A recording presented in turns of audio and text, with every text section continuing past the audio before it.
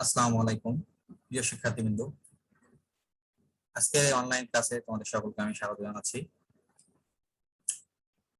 আশা করি সবাই কোভিড-19 মহামারীর হাত থেকে নিজেদেরকে সুরক্ষিত রাখবে এবং নিজেদের পরিবারকে সুরক্ষিত রাখবে।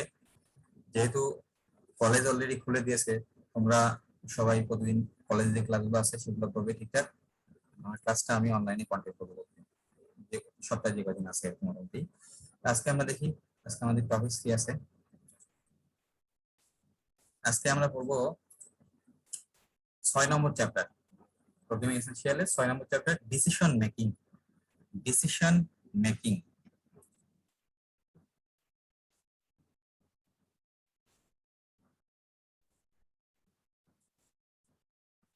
ডিসিশন মেকিং আমরা দেখি এই চ্যাপ্টারে কি কি আছে। প্রোগ্রাম ফ্লো কন্ট্রোল কি আমরা দেখব, কন্ডিশনাল ও আনকন্ডিশনাল ব্রাঞ্চিং কি ও কত প্রকার, আর if statement, if else statement এবং এলিফ স্টেটমেন্ট কি, এগুলো সম্পর্কে আমরা জানবো। প্রথম দেখি আসলে প্রোগ্রাম ফ্লো কন্ট্রোল কাকে বলে। প্রোগ্রামে যদি কখনো কোনো স্টেটমেন্ট দুই বা ততোধিকবার সম্পাদনের প্রয়োজন হয়, কিংবা কোনো স্টেটমেন্ট কোনো শর্ত সাপেক্ষে অথবা কোনো স্টেটমেন্ট ফলাফলের ভিত্তিতে নির্বাহ করতে হয়, কিংবা এক্সিকিউট বন্ধ রাখতে হয়, অথবা প্রোগ্রামের নিয়ন্ত্রণ অন্য কোনো স্টেটমেন্টে স্থানান্তর করতে হয়, তখন প্রোগ্রাম নির্বাহ কোন প্রক্রিয়ায় সম্পন্ন হবে তা নির্ধারণ করার প্রক্রিয়াকে বলা হয় প্রোগ্রাম ফ্লো কন্ট্রোল।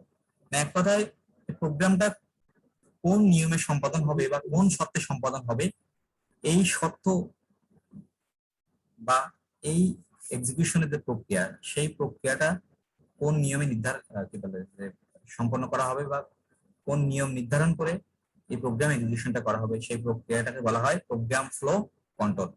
এই ফ্লো কন্ট্রোল মূলত দুই প্রকার, একটা ব্রাঞ্চিং আর একটা লুপিং। এই ব্রাঞ্চিং আমরা আজকে পড়বো কি ব্রাঞ্চিং। ব্রাঞ্চিং আবার দুই প্রকার, একটা হলো কন্ডিশনাল, একটা আনকন্ডিশনাল। নাম দেখে বোঝা যাচ্ছে যে একটা ব্রাঞ্চিং হলো কন্ডিশনের উপর ভিত্তি করে কাজ করবে আর একটা কন্ডিশন ছাড়া কাজ করবে। এজন্য এটাকে একটাকে বলা হয় কন্ডিশনাল ব্রাঞ্চিং আর একটাকে বলা হয় আনকন্ডিশনাল ব্রাঞ্চিং। এখন দেখি কন্ডিশনাল ব্রাঞ্চিং কি আর আনকন্ডিশনাল ব্রাঞ্চিং।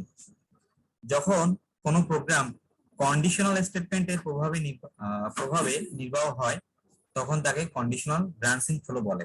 এতে প্রোগ্রামে ব্যবহৃত কন্ডিশন সত্য হলে এক ধরনের ফলাফল পাওয়া যায়, আর মিথ্যা হলে আর এক ধরনের ফলাফল পাওয়া যায়। পাইথনে মূলত 4 ধরনের কন্ডিশনাল ব্রাঞ্চিং ফ্লো আছে। একটা ইফ স্টেটমেন্ট, 2 নম্বরে এফ এলস স্টেটমেন্ট, 3 নম্বরে এলিফ স্টেটমেন্ট, 4 নম্বরে নেস্টেড ইফ স্টেটমেন্ট। এটা হলো কন্ডিশনাল। আর আনকন্ডিশনাল কি, যখন কোনো প্রোগ্রাম আনকন্ডিশনাল স্টেটমেন্ট এর প্রভাবে নির্বাহ বা এক্সিকিউট হয়, তখন তাকে আনকন্ডিশনাল ব্রাঞ্চিং ফ্লো বলে।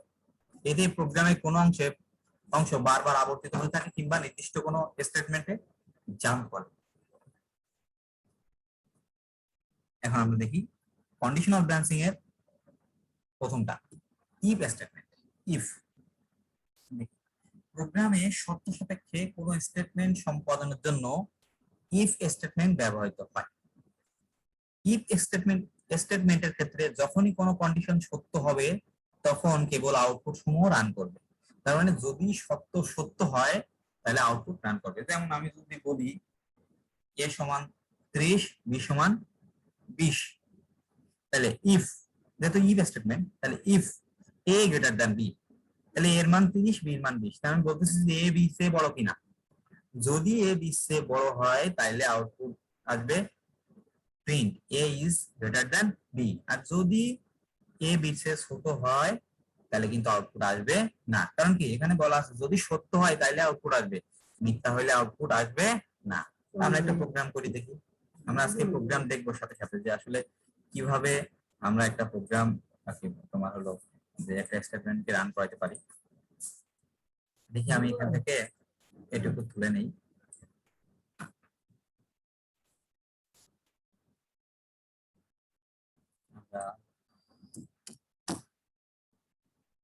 If a greater than b যদি হয়, তাইলে বলছে a সমান 30, b সমান 20। If a greater than b যদি হয়, তাহলে প্রিন্ট করো a is greater than b। দেখি তো আমরা এটা সেভ করি। ইফ স্টেটমেন্ট নামে আমরা জানি যে কোন প্রোগ্রাম রান করার পরে ছড়িতে কোন প্রোগ্রাম লেখার পরে রান করতে গেলে অবশ্যই সেটাকে সেভ করতে হবে। দেখি আমরা এখন রান করি, রান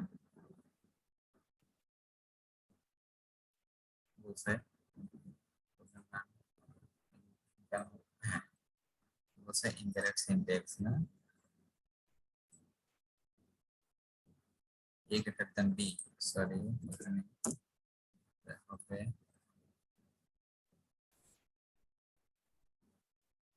আচ্ছা লাগবে না,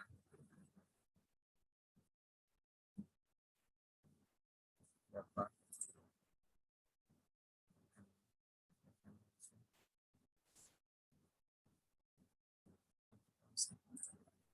a equal 30 b equal 20 if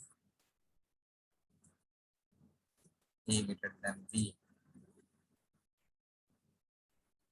a is greater than b, এটা হলো দেখি আমরা দেখি a is greater than b,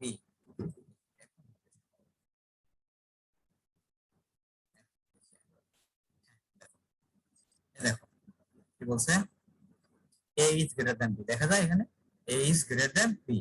এখন যদি আমরা মানটাকে একটু চেঞ্জ করে দিই তার মানে আমাদের প্রোগ্রামের সত্যটা সত্য হয়েছে, এখানে 30 আর এখানে যদি 20 তাহলে কি আসে দেখো তো, প্রোগ্রাম রান হবে কিন্তু কোনো আউটপুট আসবে না। আসছে কি কোনো আউটপুট? এখানে নাই। কেন নাই?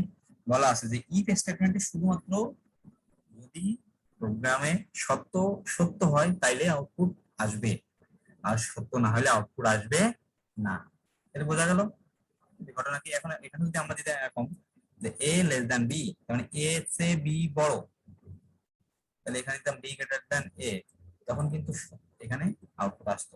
কি আউটপুট দেখো, b is greater than a, right? b এর মান 30, এর মান 20, তাহলে সত্য যদি সত্য হয় তাইলে কেবলমাত্র ইফ স্টেটমেন্টে আউটপুট আসবে, না হলে আউটপুট আসবে না। দেখি পরেরটা, তাহলে বোঝা গেল এই যে পাশে একটা চিত্র, এই চিত্রটাকে বলা হয় ফ্লো চার্ট, ইফ স্টেটমেন্টের ফ্লো চার্ট।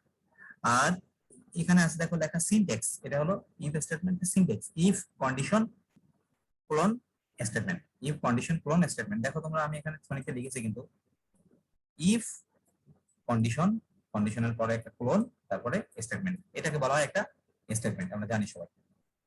আমার পরেরটাতে যাই, পরে কি আছে, এরপরে আছে ইফ এলস স্টেটমেন্ট। এই যে আগেরটা ছিল কি ইফ স্টেটমেন্ট, এটা হলো ইফ এলস স্টেটমেন্ট। তার মানে আগেরটা ছিল শুধু সত্য হইলে একটা আউটপুট দিবে কিন্তু মিথ্যা হলে কোনো আউটপুট দিবে না। ইফ এলস এর ক্ষেত্রে কি সত্য হইলে আউটপুট দিবে আর মিথ্যা হইলে আউটপুট দিবে। দেখো বলছে প্রোগ্রামে অন্যথায় অর্থে ইফ স্টেটমেন্ট স্টেটমেন্টের সাথে ইলস স্টেটমেন্ট ব্যবহৃত হয়।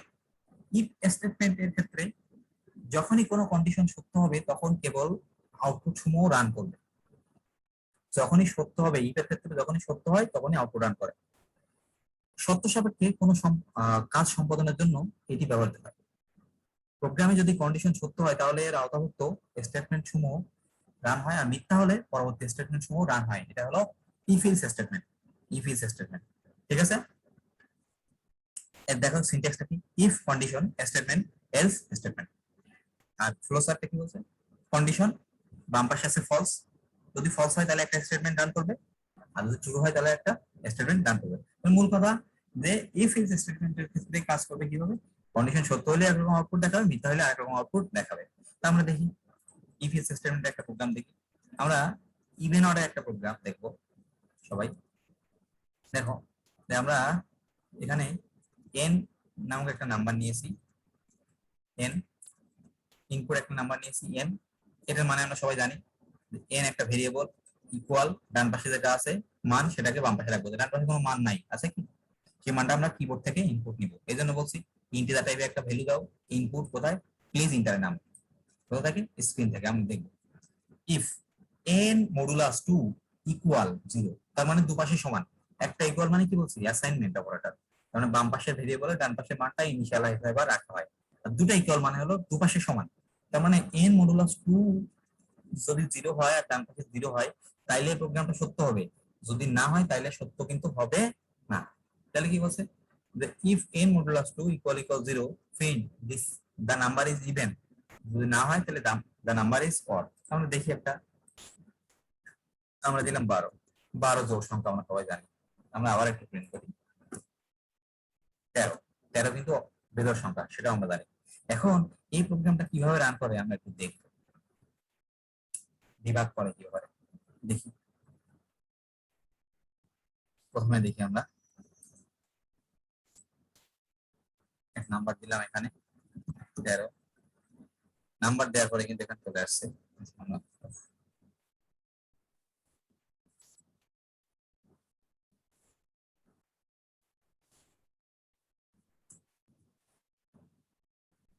এই যে 13 ইজ অড নাম্বার।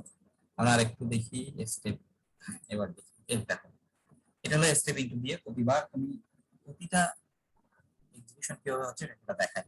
দেখো এখানে ইন্টিজার একটা ভ্যালু দিবে, integer input place enter number. এখন কিন্তু এটা ধরেছে ইন্টার নাম্বারটা সুন্দর করে।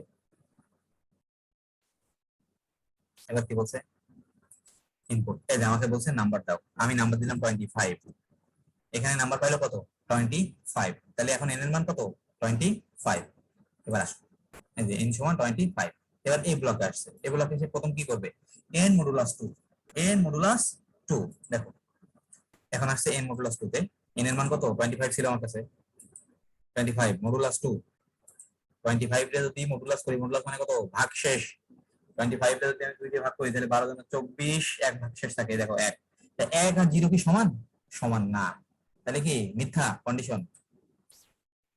এই যে কোথায় আসছে print the number is odd, দেখো এখন number is odd, number is odd, তার মানে যে কোনো একটা কন্ডিশন সে সত্য হোক আর মিথ্যা হোক সে আউটপুট রিটার্ন করবে। এটা হলো ইফ এলস স্টেটমেন্ট। এখন আমরা একটা দেখি, একটা জোড় নাম্বার দিয়ে দেখি কি বলে।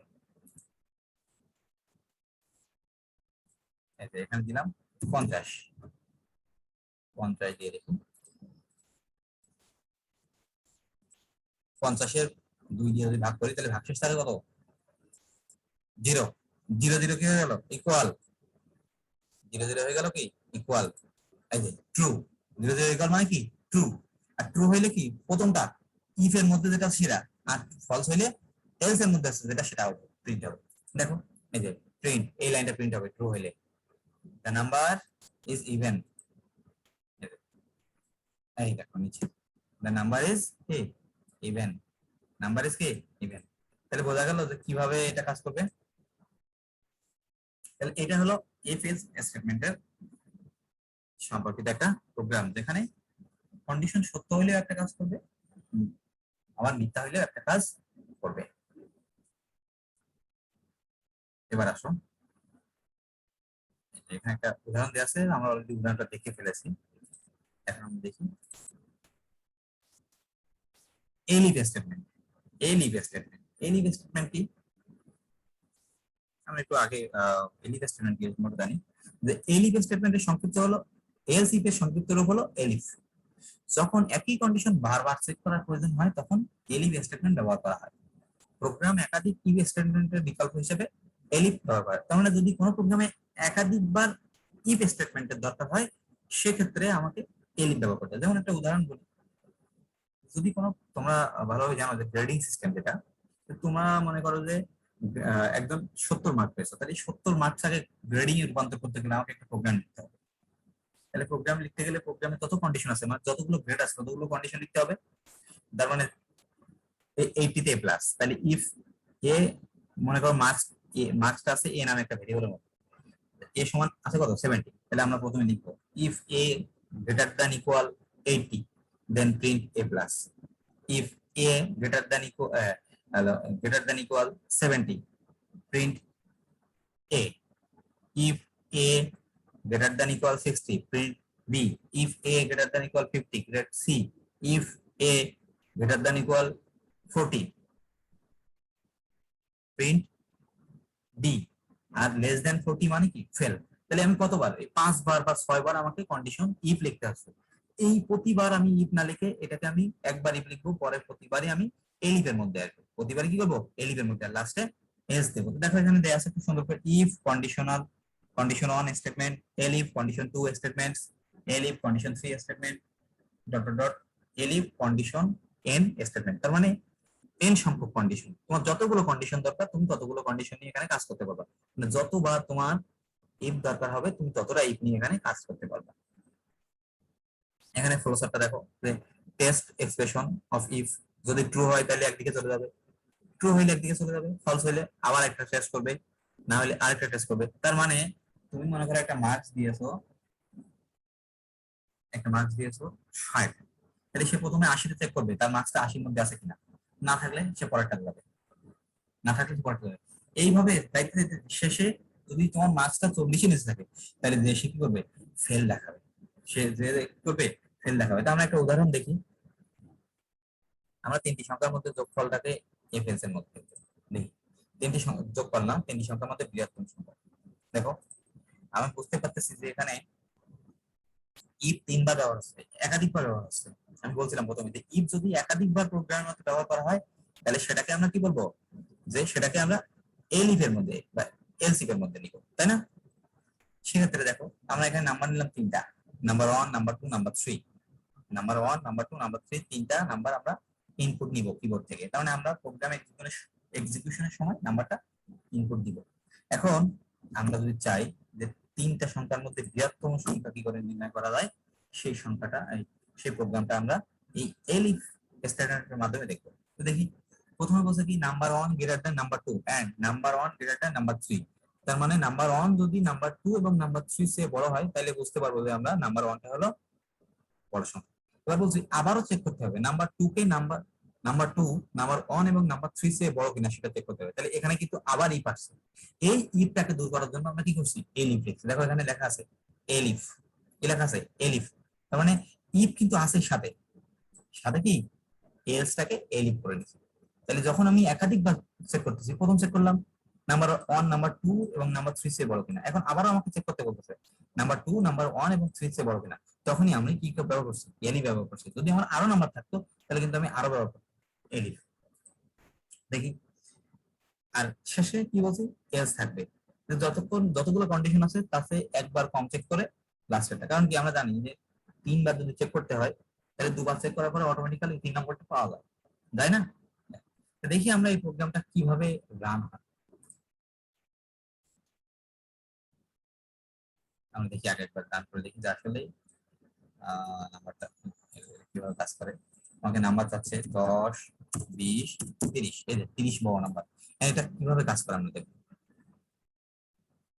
এই যে প্রথমে আমাকে বলতেছে যে আমি একবার করে প্রতি ধাপে ধাপে কিভাবে কাজ করে দেখব। নাম্বার এই যে যেটা বলা হচ্ছে এখন কিন্তু ওটার কাজ করতেছে, মানে ডিবাগিং করতেছে। ইন্টিজার টাইপের নাম্বার দিতে হবে, ইনপুট দিতে হবে কিবোর্ড থেকে। কোথা থেকে, কিবোর্ড থেকে। এই যে প্লিজ এন্টার ফার্স্ট নাম্বার, দেখো এখানে যেই ক্লিক করেছি উপরে নিচে কিন্তু চলে আসছে নাম্বার দাও, প্রথম নাম্বার আমি দিলাম 50, এই যে ইন্টিজার 50 নাম্বার পেয়ে গেছে। নাম্বার সমান 50, নাম্বার 1 50 পেয়ে গেছে। এখন নাম্বার 2 এর কাছে আসছে একইভাবে, একইভাবে নাম্বার 2 এর কাছে আসছে। দেখো আমাকে বলছে নাম্বার দাও, আমি দিলাম 40, এই যে নাম্বার 40 পেয়ে গেছে। 40 আমার কাছে আসলো 3 নম্বর নাম্বারে, ইনপুট ইন্টিজার টাইপের, please enter the third number.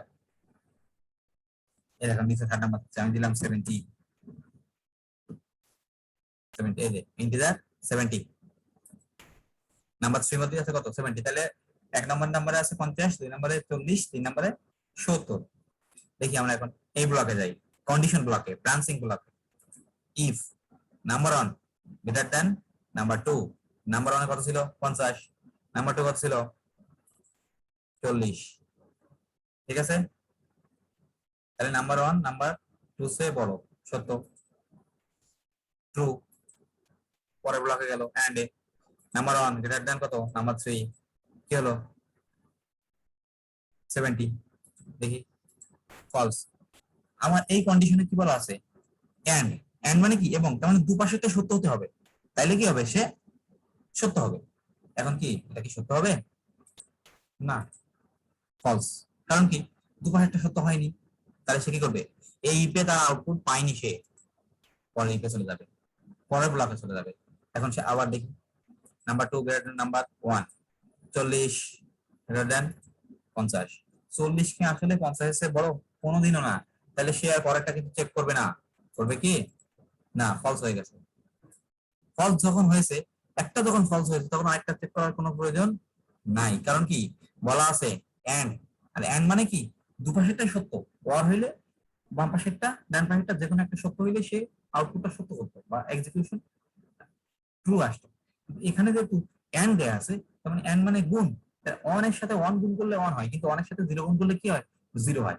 এজন্য কি হয়েছে, ফলস হয়েছে। সো সে বুঝতে পারতেছে প্রথম কন্ডিশনে ইফ এর মধ্যে সে বড় নাম্বার পায়নি, দ্বিতীয় কন্ডিশনের মধ্যে সে বড় নাম্বার পায়নি, তাহলে তৃতীয় কন্ডিশনে অবশ্যই বড় নাম্বার আছে।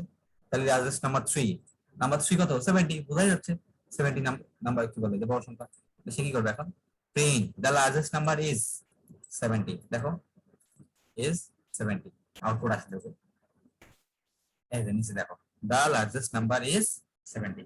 তাহলে বোঝা গেল কিভাবে if is statement, if statement, if is statement আর এলস ইফ স্টেটমেন্ট এগুলো কিভাবে কাজ করে। এই মোটামুটি ছিল আমাদের আজকের টপিকস। এটা উদাহরণ দেওয়া আছে এখানে।